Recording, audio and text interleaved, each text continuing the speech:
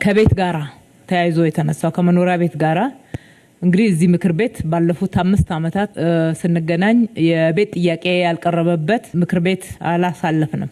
እኛም አመራሩም በየደረጃው ያለው ማህበረሰብ ስናወያየው ከቤት ጋራ ተያይዞ ያሉ ጥያቄዎችን ያነሳል። እየሰራን ያለነውንም ስራ የምክር ቤት አባላት እንዳነሳችሁት ይገነዘባል። ነገር ግን ፍላጎትና አቅርቦቱ ባለመጣጣሙ ምክንያት ጥያቄው ይቀጥላል።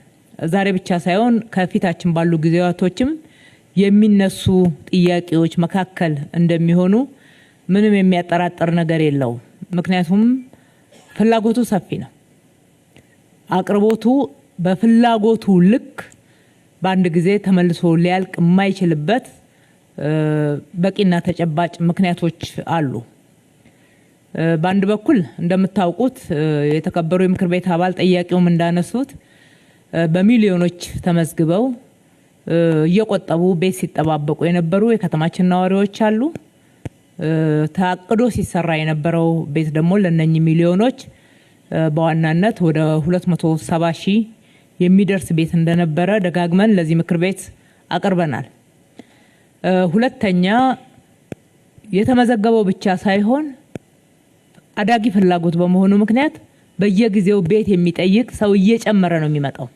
ወደ ከተማችን በስራ ፍለጋም የሚመጣው በማህበረሰቡ ውስጥም ወጣቱ ራሱን ችሎ መኖር ሲገባው በዛ እድሜ በሚደርስበት ሰዓት ወጥቶ መኖር ይፈልጋል። ቤት ጥያቄ ይቀጥላል። ቀድሞም ባይመዘገቡም እንኳን የቤት ጥያቄ ደግሞ ማህበረሰቡ ውስጥ ያላቸው ጥያቄ ያላቸው ሰፊ ናቸው። የመንግስት ሰራተኛው ቁጥር በየጊዜው እየጨመረ ነው ያለው። የመንግስት ሰራተኛውንም ጨምሮ የቤት ፍላጎት አለ ማለት ነው። እነኚህን ሁሉ ፍላጎቶች አቻችለን በተጨባጭ ምላሽ እየሰጠን የምንሄድበት መንገድ ከስትራቴጂ አንፃር አቅርቦትን መጨመር ነው የሚል ነው የተከተልነው። አሁን እሱ ማስታወስ ስለሚያስፈልግ ነው። የቆጣቢዎቿን ብቻ ከውስጡ ነጥለን እንድንመልሳለን ብንል ማህበረሰባችን ጋር ያለውን ጥያቄና ቅሬታ በተሟላ ሁኔታ አይመልሰው። እሱ አንዱ ጥያቄ ነው። ስለዚህ የማህበረሰባችንም ጥያቄ ማንንም ወደ ኋላ ይተው ልማት እንዳይሆን ልማታችን እንዴት አድርገን ነው ምን መልሰው የሚል የ10 አመት ስትራቴጂ ተቀርጦ ከዛ ውስጥ የ5 አመት ያንዱን ዙር አሁን ጨርሰናል። እሱ የታደረሳችሁት የሚል ማህበረሰቡም በየደረጃው እየጠየቀን ያለው ምክር ቤቱንም ጥያቄ በዛ ደረጃ ነው መረዳው። አቅርቦትን መጨመር ነው። እያንዳንዱን የከተማ ነዋሪ ቤት የሚፈልገውን የቤት ባለቤት ማድረግ አይቻልም። የትም ሀገር አልተደረገም። ነዳጅ ባላቸውም የሚጠቀሱና የሚያበድሩና የሚረዱትም በዛ ደረጃ አላደረጉም። ግን የቤት የተሻለ ቤት አቅርቦት በከተማቸው ላይ እንዲኖር በሀገራቸው ላይ እንዲኖር ነው የሚሰሩት። ከዚህ የተነሳ 5ቱን ስትራቴጂዎች ቀርጸን እዚሁ ምክር ቤት አጸድቀን ስራ ስንተገብረው ቆይተናል። አንደኛው መንግስት በጀት መድቦ የሚሰራበት አግባብ ነው። ሁለተኛው መንግስትና የግል ሴክተር በጋራ ሆኖ የሚሰራበት አግባብ ነው። ሶስተኛው ግለሰብ ራሱ የሚገነባው ነው። አራተኛው በሪል ስቴት በድርጅቶች የሚገነባ ነው። አምስተኛው ግለሰብና ግለሰብ ገንዘብ ያለውና መሬት ያለው ተቀናይቶ የሚሰራበት ነው። በበጎ አድራጎት የምንሰራው መንግስት የሚሰራው የሚባለው ማዕቀፍ ውስጥ ነው ይዘነው ያለነው። ይህንም መነሻ በማድረግ ባለፉት 5 አመታት ለህዝባችን ቃል በገባነው መሰረት የገነባነው አቅርቦቱን በመጨመር በግል ሴክተሩ ጨምሮ ወደ 480 ሺህ ደርሷል። በብዙ ፈተና ውስጥ ሆነን 480 ሺህ ቤቶችን ለህዝባችን አቅርቦት መጨመር ላይ ማከል ችለናል ማለት ነው። ከዚህ ውስጥ ቆጣቢዎችን በተመለከተ ለተነሳው ወደ 139 ሺህ የሚሆነው ቤት የጋራ መኖሪያ ቤቶች ነው። ግማሾቹ ከለውጡ በፊት የተጀመሩ ናቸው። የተወሰነ ስቴፕ ላይ ደርሰው ቆመው የነበሩ፣ ሌሎቹን ደግሞ የጋራ መኖሪያ ቤቶች ይሰራበታል ተብለው ውል ተይዞባቸው በተለያየ እክል ምክንያት በወቅቱ ሳይሰሩ የቆዩትን እንዲሰሩ በማድረግ አጠቃላይ በጋራ መኖሪያ ቤቶች 139 ሺህ ያክል ቤቶችን አጠናቀን ለቆጣቢዎች ማድረስ ችለናል። ወደ 106 ሺህ የሚሆነው በሁለት ዙር የወጣ እጣ መሆኑን ምክር ቤቱ ያስታውሳል ከ2011 ጀምሮ ማለት ነው። ከዛ በቀጣይነት ደግሞ ይሄ ቀበሌ ቤት እየፈራረሰባቸው ያሉ ዜግነት ክብራችንን በማይመጥን ደረጃ የሚኖርበት የፍሳሽ ማሳለፊያ እንኳን የሌለው መጸዳጃ ቤት የሌለው ወይም ካለው ደግሞ በሰልፍ ሰው የሚጠቀምበት ሁኔታን በጣም የባሰበትን የነጠልን ወይም ደግሞ ቅድሚያ እየሰጠን ማህበረሰቡንም እያሳተፍን እነሱን በጥገና ጀመርን። በጥገና ከከተማ መሬት አጠቃቀም አንፃር ብዙ የሚያዋጣ ሆኖ ስላላገኘ ነው ወደ ህንጻዎች ቀይረን በህንጻዎች ግንባታ ወደ 46000 ቤት አድርሰናል። ቤቱ ፈርሶ የተሰራላቸው ብቻ አይደሉም እንዲገቡበት የተደረጉት የልማት ተነሺዎችም የገባሉ። በየደረጃው ደግሞ ያሉ ቅድሚያ ሊሰጣቸው የሚገባ ለማህበራዊ ችግር የተጋለጡ አረጋውያን የሆኑ በለተለያዩ ችግሮች የተጋለጡ የሀገር ባለውለታዎችንም ጭምር ግልጽ በሆነ መስፈርት አስቀምጠን ስናቀርብ ቆይተናል። ሌሎቹን በክራይ መልክ ነው የሰራነው። ልክ ክራይ ቤቶች እንደሚያቀርበው አይነት ቤት ገንብተን በክራይ እንዲከራይ በተመጣጠነ ዋጋ የሚከራዩ ቤቶች እንዲጨመሩ ነው ያደረግነው። ሌሎቹ ደግሞ ቅድም ሳነሳው እንደነበረ በበጀታችን የባንክ ብድር ማግኘት ስላልተቻለ የባንክ ብድር ለማግኘትም ከተማው በጋራ መኖሪያ ቤቶች ግንባታ ሂደት የነበረበት እዳ ተመልሶ እስካልተገባደደ ድረስ ብድር ለማግኘት አልቻልንም። ይሄ ደግሞ ተጨባጭ ሁኔታ ስለሆነ እሱም መክፈል ላይ ነው ትኩረት ያደረግነው። አንዳንድ ቤቶችንም ስናስተላልፍ እንከፍላለን፣ ከበጀታችንም ጭምር ስንከፍል ነው የመጣ ነው ማለት ነው። በነበረው ብልሹ አሰራር ከፋይ ማን እንደሆነ ያልታወቀ እዳው ግን የከተማ አስተዳደሩ በሰጠው ዋስትና መሰረት የመክፈል ግዴታ ያለበት እንደነበረና ከ60 ቢሊዮን በላይ እዳ ተረክበን እዚህ ምክር ቤት በየጊዜው ሪፖርት ስናቀርብ ነው የቆየ ነው። ከፍተኛ ወለድ ጭማሪ ስላለው እዳ አሁንም አላለቀም፣ ግን ክፍያችን 60 ቢሊዮን ደርሷል። አሁን 60 ቢሊዮን ያክል መልሰናል። በየጊዜው የሚወልደው እዳ አለ። እሱን ጨምሮ አሁንም ቢሆን ወደ 30 ቢሊዮን እዳ አለብን። እሱን ለመጨረስ ጥረት እያደረግን ነው። ስለዚህ ምንድነው ያደረግነው? እንደ ድሮ ከባንክ ብድር እየወሰድን ቤት መስራት አልቻልንም። ከባንክ በዚህ ለውጥ ዘመን ያገኘናት ትንሽ ገንዘብ የነበሩትን የጋራ መኖሪያ ቤቶች ማስጨረሻ ነው ያደረግነው።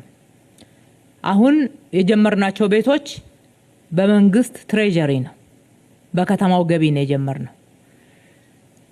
ቆጣቢዎችን እንዴት አድርገን በመንግስት ገንዘብ ወይም ደግሞ በመንግስት በጀት የተገነቡ ቤቶችን መክፈል የሚችሉበት አግባብን እንዘረጋለን የሚለው ከንግድ ባንክ ጋራ ተነጋግረንበት አሰራሩ ላይ ወደ መግባባት መተናል።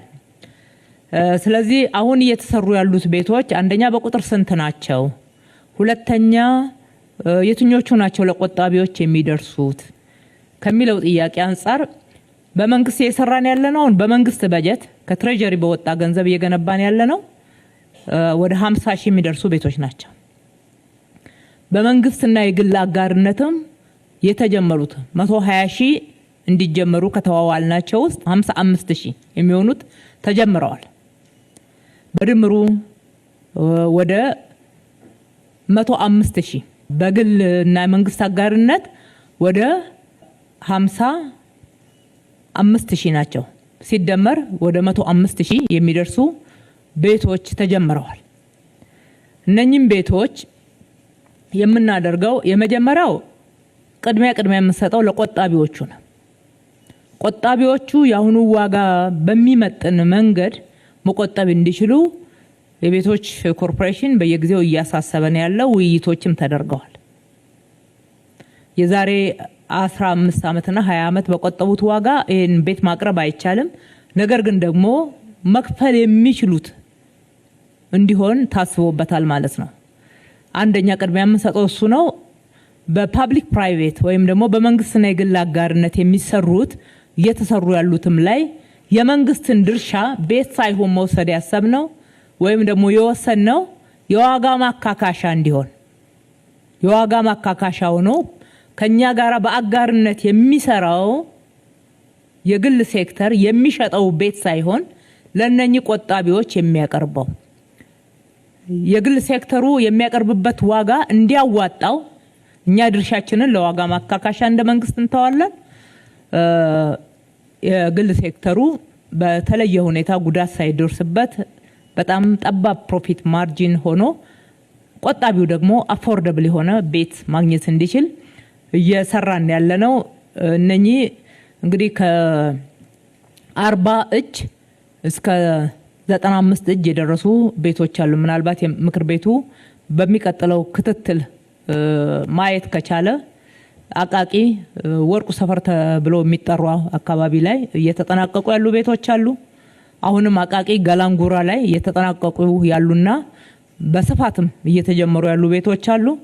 ቱሉ ዲምቱ ወደ ማጠናቀቅ ደረጃ ላይ ያመጣናቸው ቤቶች አሉ። ገርጂ በተመሳሳይ ሁኔታ እየተጠናቀቁ ያሉ ቤቶች አሉ። እንደዚህ ይያልን እዚህም 7 ደረጃ አካባቢና ደጃቹ ባይ አካባቢም የሚሰሩ ቤቶች አሉ። አሁን ደግሞ በቅርብ ቀን መርካቶ ቅጠል ተራ አካባቢ የጀመርናቸው ቤቶች አሉ። እነሱ በአብዛኛው የአካባቢ ሰው የሚገባበት ነው የሚሆኑት። እንደዚህ ይያልን ችግሩን ለማቃለል እየሄድን ነው። በዚህ ብቻ ሳይሆን በተጨማሪ እየተሰራ ያለው በማህበርም ተደራጅተው እንዲሰሩ እድል ተሰጥቷል።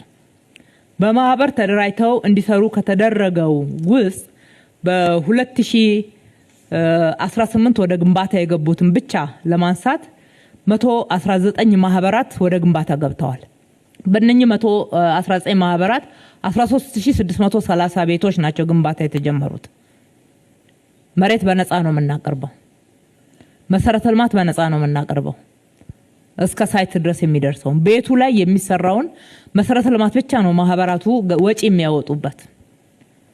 ይሄ እንዳለ ሆኖ ከዚህ ውስጥ የተለያዩ ማህበራት በተለይ ቆጣቢዎች ወደ 13000 የሚሆነውን ይሸፍናሉ ማለት ነው። የተቀሩት የመምራን ቤቶች ናቸው የተጀመሩት። የመምራን ቤቶች ከ630 በላይ ቤቶች ወደ ግንባታ ገብተዋል። የተረፉት ደግሞ በዝግጅት ሂደት ላይ ነው። እኛ መሬቱን አዘጋጅተናል ከኮንትራክተር ጋርና ከመሳሰሉት ጋራ ሂደትን መጨረስ ላይ ነው የሚገኙት። ይሄ ብቻ አይደለም፣ አቅርቦትን ከመጨመር አንፃር በሪል ስቴት በአፓርትመንት በተለያዩ ያንን ደግሞ መግዛት የሚገባው ማህበረሰብም ታሳቢ ተደርጎ መሬት አቅርበን ክትትል አድርገን እየደገፍን የሚሰሩ ስለሆኑ 32073 ቤቶች እየተገነቡ ነው ያሉት። በግለሰቦች የራሳቸውን ቤት የሚገነቡ ግለሰቦች ማለት ነው 20000 ቤቶች እየተገነቡ ነው ያሉት አሁን ስራ ላይ ያሉትም ማለት ነው። ይሄንን በኮፕ 32 ዝግጅታችንም ምክንያት አድርገን የየጊዜው የየሳምንቱን አፈጻጸማቸውን ክትትል እያደረግን ያጋጠማቸውን ማነቆች እየፈታን ውጤታማ እንዲሆኑ እያደረግን ነው። በአጠቃላይ በአሁኑ ወቅት ግንባታ ላይ ያሉ የመንግስትን ጨምሮ 165903 ቤቶች በግንባታ ሂደት ላይ ነው ያሉት። በደንብ እንዲጠናቀቁ ከዚህ በፊቱ እየተሰነካከሉ ረጅም ጊዜ እንዳይወስዱ ክትትል እናደርጋለን ማለት ነው። መንግስት ድርሻ ባለውና በሚሰራበት ላይ በበጎ አድራጎት ከሚገነቡት ውጪ እና በቁጠባ የሚሰሩ ወይም ደግሞ በመንግስት ትሬጀሪ ለክራይ ከሚሰሩት ቤቶች ውጪ ያሉትን ለቆጣቢዎች ነው ቅድሚያ የምንሰጠው።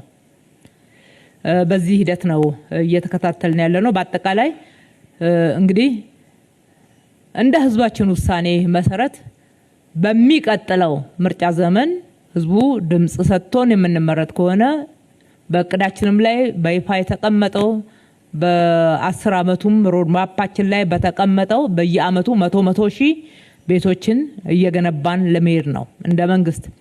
የግል ደግሞ በዛ ላይ ተጨማሪ ቤቶችን ሲገነቡ ይሄ አቅርቦት ችግር ይቃለላል። አሁንም ውጤቱን ካየነው እስካሁን ድረስ በተሰራው እውነቱን ለመናገር ከተማው ላይ የቤት አቅርቦት ላይ በተለይ የሪል ስቴት ቤቶች ሽያጭ ላይ የገበያ መረጋጋት ታያላችሁ። ለክራይ የሚቀርቡ ቤቶች እንዳሉ መመልከት ችለናል። በሌላ በኩል ደግሞ ብልሽት ያለባቸው አሉ። እሱ እንዳይቀጥሉ ክትትል ማድረግ መንግስትም ሬጉሌት የማድረግ ኃላፊነቱን ይወጣል። በዚህ መንገድ ነው የምንሰራው።